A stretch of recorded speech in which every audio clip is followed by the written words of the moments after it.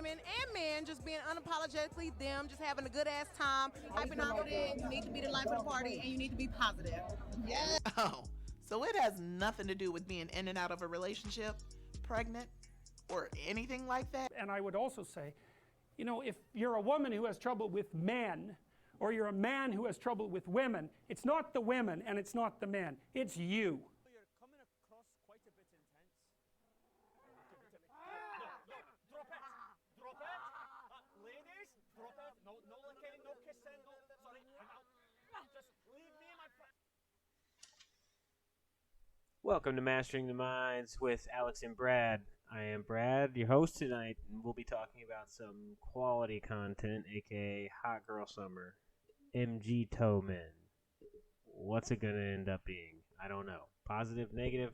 Either way, we'll try to squeeze some value out and bring you something that's going to help you build a positive and productive future. Women and men just being unapologetically them, just having a good ass time, hyping out it. You need to be the life of the party and you need to be positive. Yeah. Oh, so it has nothing to do with being in and out of a relationship, pregnant, or anything like that? It's just good old-fashioned self-love and joy? Well, go figure. Megan created hot girl culture, but it was another black woman who gave it a season. And as usual, black women are out here originating things, because that's just what we do. And then everybody else takes it, but I digress.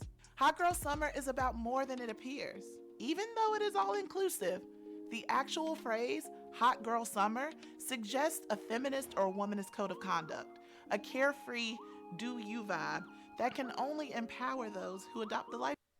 Okay, so it seems our first inclination of where Hot Girl Summer derives its morality from can be found in the positive association and image of, you know, increasing your fitness and developing the summer bod or having some sort of body positivity, right? And in that regard, I'm not necessarily against it.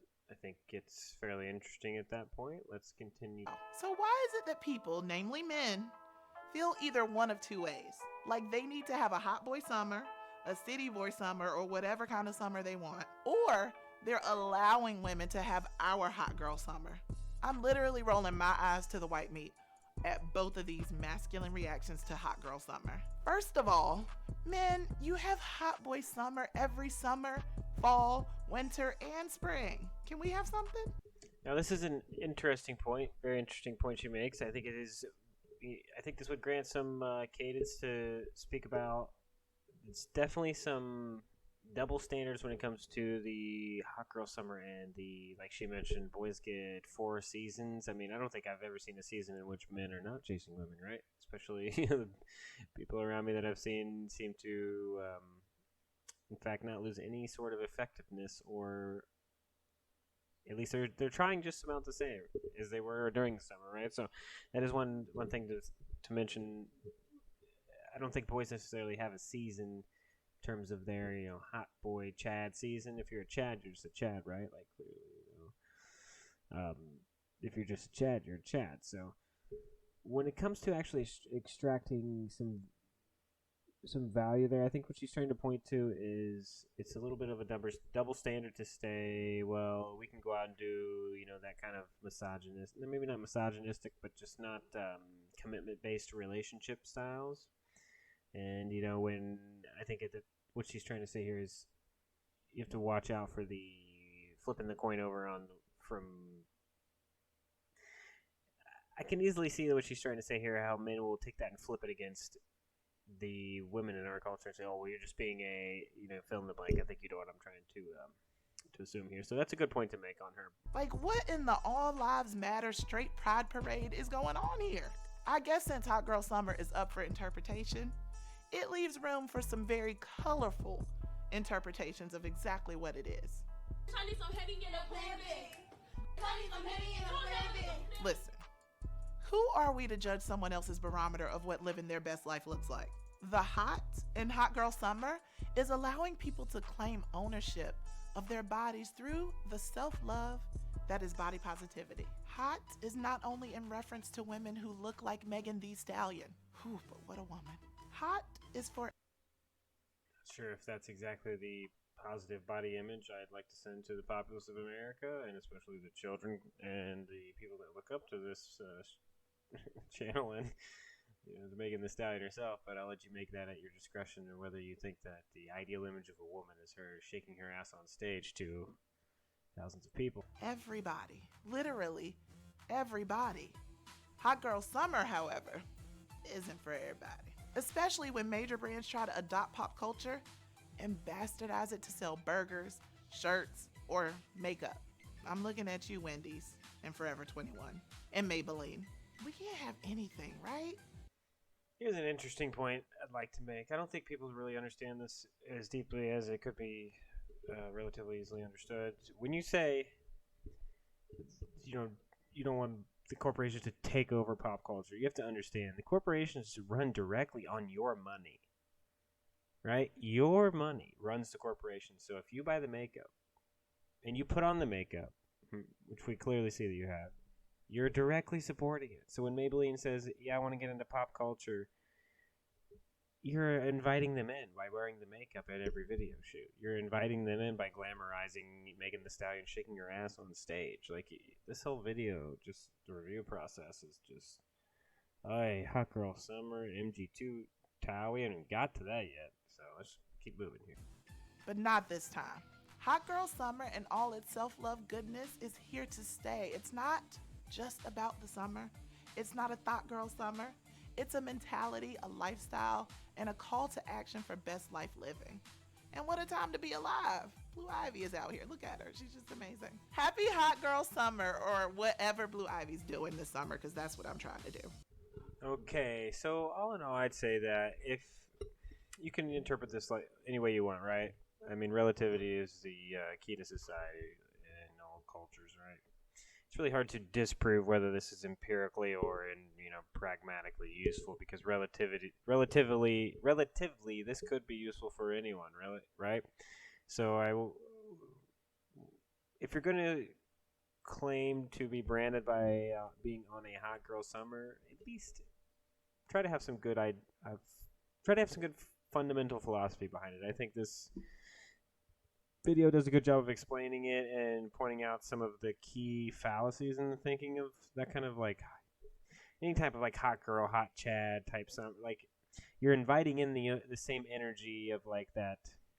It's a fine line, right? Because you can easily go from being body positivity to massively ego-ridden to mental health disparages, trying to keep that certain image. I think there's a multi-layered onion to be peeled here, as Shrek would say, and I think as long as you understand that and go into it knowing that and really respect the ideologies that go behind all of this and kind of pick the ones you want to be a part of, then Hot Girl Summer can be beneficial.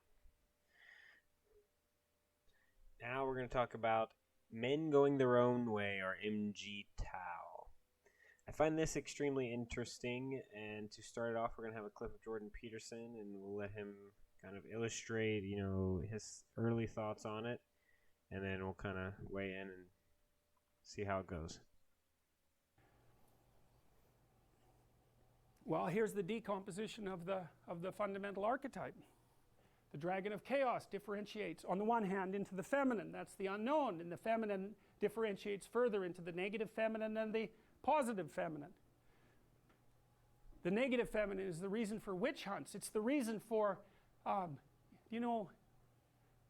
there's a whole group online called Men Going Their Own Way, MGTOW. That's a very interesting group to go study. There's lots of them. I don't know how many of them there are, and most of them are older. Many of them are men who've been through a particularly horrifying divorce for one reason or another, and they've had enough of women. So they tell the young men that they're teaching, never have a permanent relationship, never share your territory with a woman, never share your possessions, make sure you never live together, and don't stay with one long enough to enter a common law relationship, because you will be stripped of everything that you have.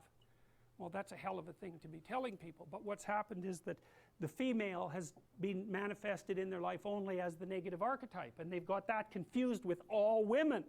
And that's partly, you got to ask yourself, if you know the mythological stories, maybe if you made the right sacrifices, you wouldn't have so much trouble with women. It's a good question to ask yourself first.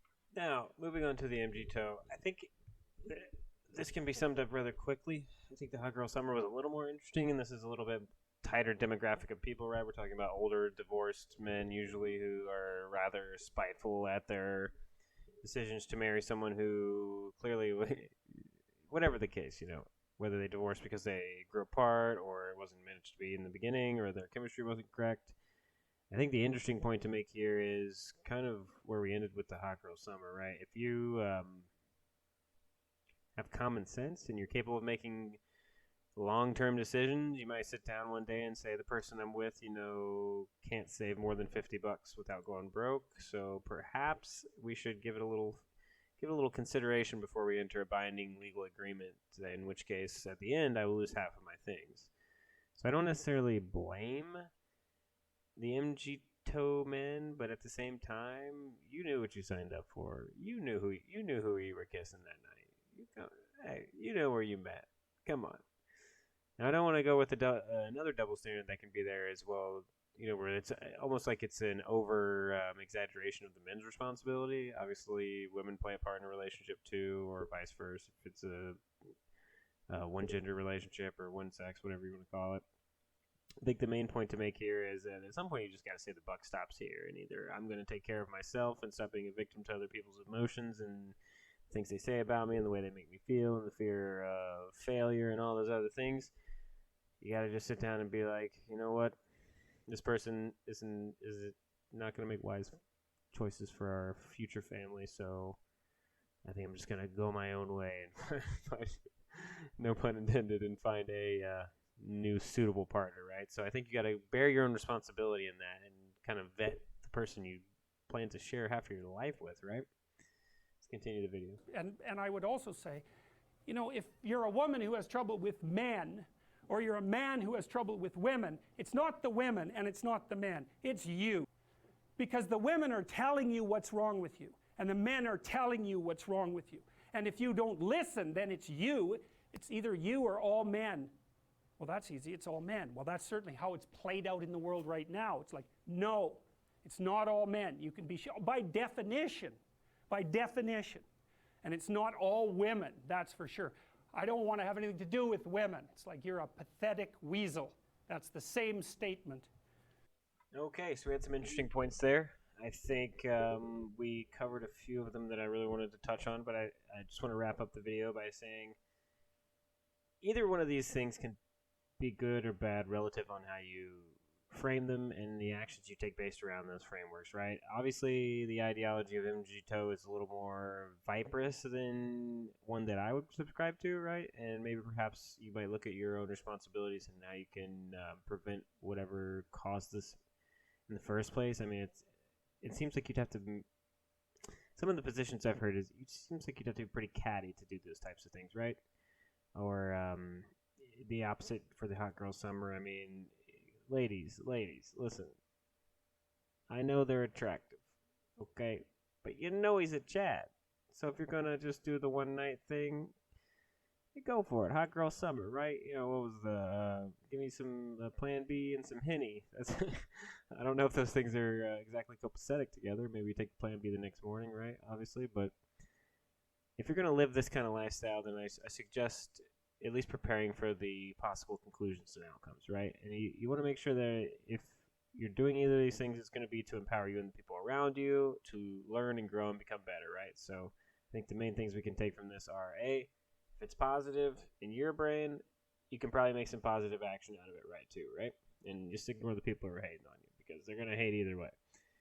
2, make good choices. Take control. Take responsibility, the ability to respond. Take that for yourself. Take that for your life. And then these issues won't really be an issue, right? Because you can field the person very thoroughly.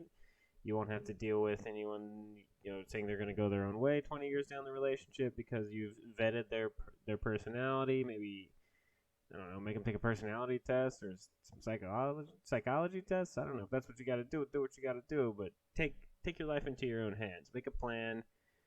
Plan smarter, plan better the next time, and continue to rinse, repeat. And eventually, you'll be able to tell. I mean, like we talked about earlier, if the person can't save money, then you might want to whoa, what's going on here? Why can't we save $100, right?